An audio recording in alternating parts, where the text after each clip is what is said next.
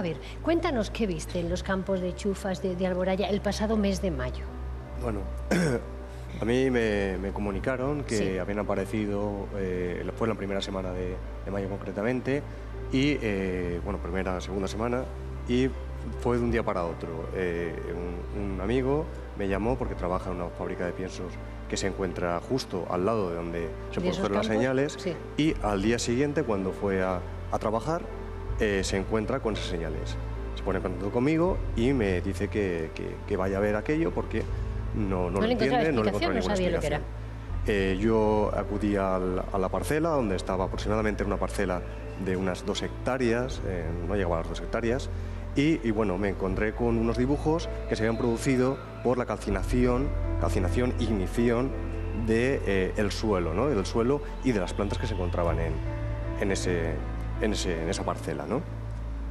Y bueno, yo intenté buscar el foco de inicio del fuego porque yo anteriormente había estado trabajando para la consellería en temas relacionados con incendios. Sí.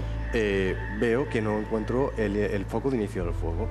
Y es cuando ¿Cómo eran esas marcas? ¿Qué tamaño tenían? ¿Cómo eran? Físicamente, cuando tú llegas, ¿qué te encuentras exactamente?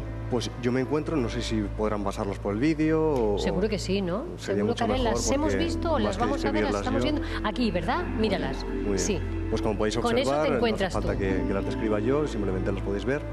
Y con eso es lo que me encontré yo.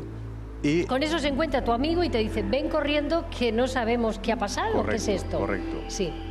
Yo asisto, me encuentro con esos dibujos y como estaba comentando, intento buscar el foco de inicio del fuego.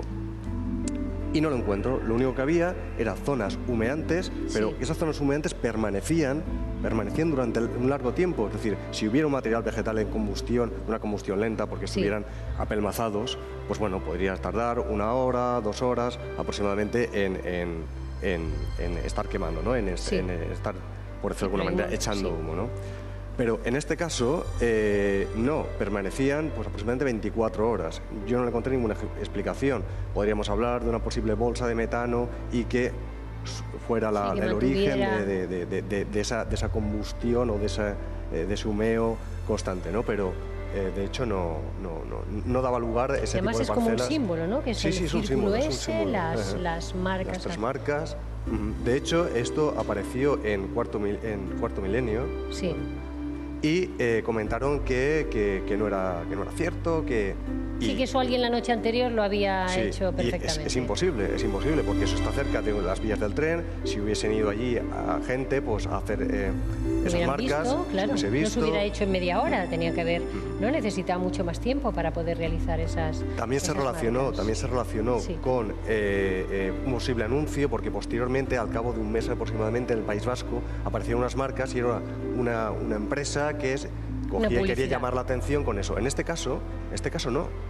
En este caso nadie reivindicó el que se hubiesen hecho unas marcas. Ya.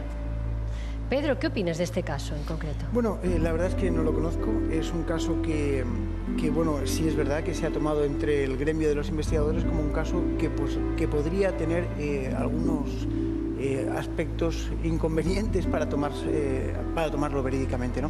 Pero sí que he estudiado de cerca y de hecho he estado allí investigando en Inglaterra los círculos de las cosechas de maíz, en Avebury concretamente. Y me he dado cuenta de una cosa, que normalmente los lugares que suelen estar relacionados con este tipo de apariciones, como las que Pedro comenta, Sí. pues están muy, entre comillas, cargados de una energía especial. Algunos piensan que se forman vórtices energéticos. Hay investigadores que han llegado a probar que en estos lugares determinados aparatos se vuelven locos. No se sabe bien por qué. Y de hecho los propietarios de las cosechas de estas enormes plantaciones se dan cuenta de que efectivamente una vez al año sus cosechas de trigo sufren una merma impresionante por este tipo de círculos. ¿Se vuelven locas? Pero que son círculos verdaderamente impresionantes, insisto, con unas formaciones que algunos llegan a ser tridimensionales y solo vistas desde aproximadamente unos 250 metros de altura. Esto es importante recalcarlo porque hubo una época en que salieron 2 o 3 viajetes por ahí súper graciosos que decían que hacían los círculos con unas planchas de madera que se subían encima. Pero bueno, esto además de ser imposible es improbable porque las espigas que forman parte de ese tipo de círculos no están rotas, no están quebradas, están solo dobladas por un efecto y luego vuelve, es decir, no está casi dañada la planta. rozadas. Están como dobladas y acostadas. Ya. Es una forma impresionante de verlo, ¿no? Entonces, desde mi punto de vista lo veo un tema muy interesante a ser estudiado, ya no por la ufología, ya no por la parapsicología, sino también por la ciencia, que no saben qué explicación darle a este ¿Y qué tipo de patrones fenómenos. entonces siguen los fenómenos como este que nos ha contado Pedro? Bueno, este tipo de fenómenos suele darse en muchos lugares del mundo. Quizás en los círculos de maíz de Inglaterra son los más comunes y los más conocidos a la vez, ¿no? Pero en España hemos tenido, como el de los omellons, por ejemplo, La energía. o este que presenta Pedro, pues que son círculos probablemente que no tengan de momento una explicación razonable hasta que no se le encuentre. Esto es indudable, ¿no? Como siempre. Pero que... ¿Y se le desea encontrar? Pues ¿Tú crees? Yo creo que sí, ¿Sí? pero por parte de los ufólogos, por parte de la ciencia a lo mejor no les interesa mucho mojarse en determinados aspectos.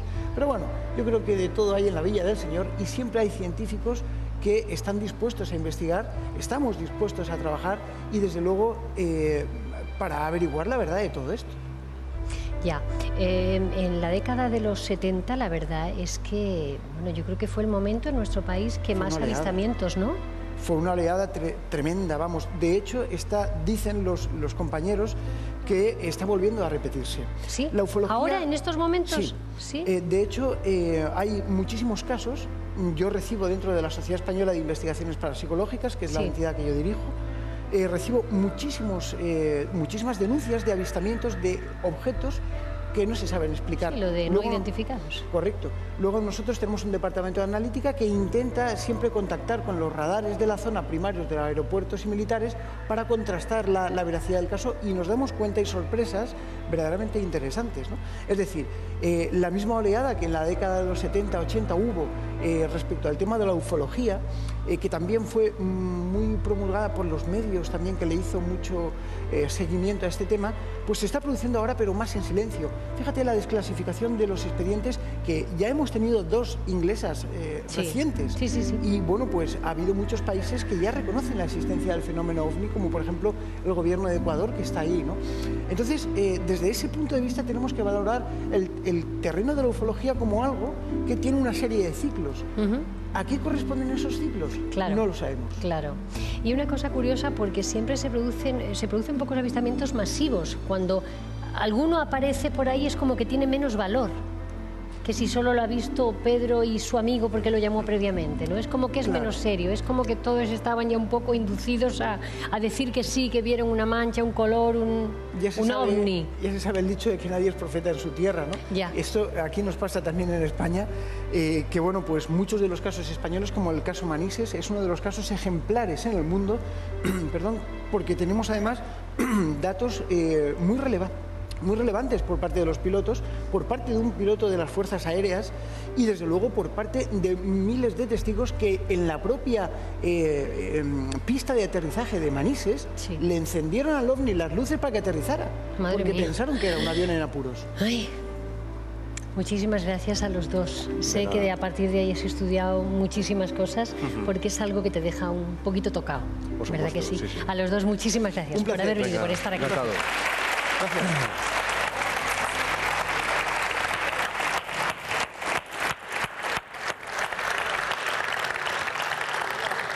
Sí. Bueno, pues esta noche hemos preguntado...